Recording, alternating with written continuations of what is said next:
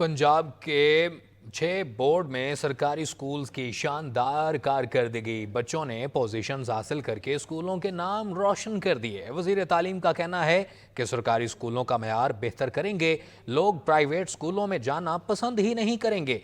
मजीद क्या कहा जानते हैं, हमारे साथ मौजूद हैं ब्यूरो चीफ लाहौर राना कामरान। जी राना कामरान, आगाह कीजिएगा।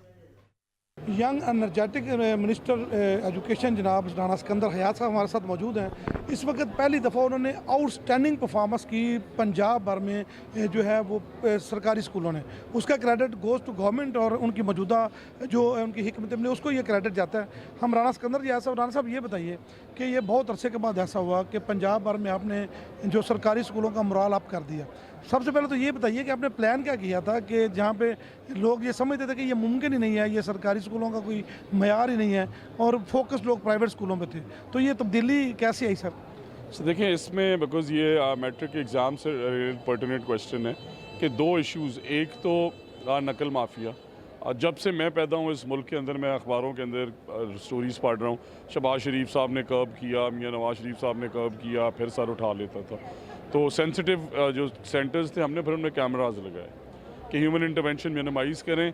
और जब आप इस तरह का सिस्टम बनाते हैं कि आपको इक्वल अपॉर्चुनिटी मिले गरीब और अमीर के बच्चे को बराबर, तभी ये फैसला होता है कि कौन आगे बढ़ रहा है।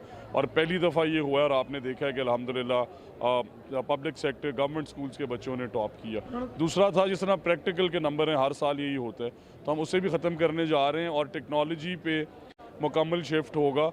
एक भी चीटिंग का केस इंशाल्लाह ताला नेक्स्ट ईयर से रिपोर्ट नहीं होगा। आर्टिफिशियल इंटेलिजेंस ला रहे हैं, 10 थंबप्रिंट्स ला रहे हैं, फेशियल रिकग्निशन ला रहे हैं। साहब असल में पॉलिसी लाना डिफरेंट चीज़ है, लेकिन मेंटेन रखना चीज़ों को बहुत मुश्किल है और हमारी सोसाइटी में ये उससे भी ज़्यादा मुश्किल है कि ब्यूरोक्रेसी की तरफ से बड़े मसाइल आते हैं। आपको वो प्रेजेंटेशन ऐसी दे देते हैं कि आपका ज़हन डाइवर्ट हो जाता है, तो उसके लिए क्या हिकमत अमली होगी आपकी? सर उसके लिए हमारी हिकमत अमली है कि सस्टेनेबिलिटी, जैसा कि मैंने कहा कि हम जो बोर्ड्स हैं सारे, उनके जो चेयरमैन हैं वो प्राइवेट सेक्टर के टॉप लोगों को मौका देने लगे हैं। देखिए अगर आपने आगा खान बोर्ड के लेवल पे जाना है, जिस तरह आपने कहा कि फिर पॉलिसी बाद में आके चेंज हो जाती है, जिससे कॉन्स्टिट्यूशनल प्रोटेक्शन दे रहे हैं।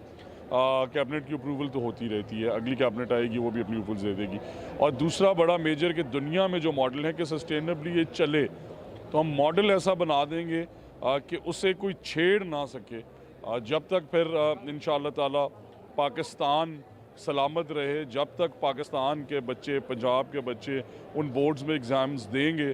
आपने जब ह्यूमन इंटरवेंशन निकाल दी तो कंप्यूटर झूठ नहीं बोलता सर। व्हाट्सएप तो आपका कोई खोल नहीं सकता आप अपनी फेशियल रिकग्निशन के बगैर। एक बच्चे की जगह दूसरा बच्चा कैसे बैठ सकता है?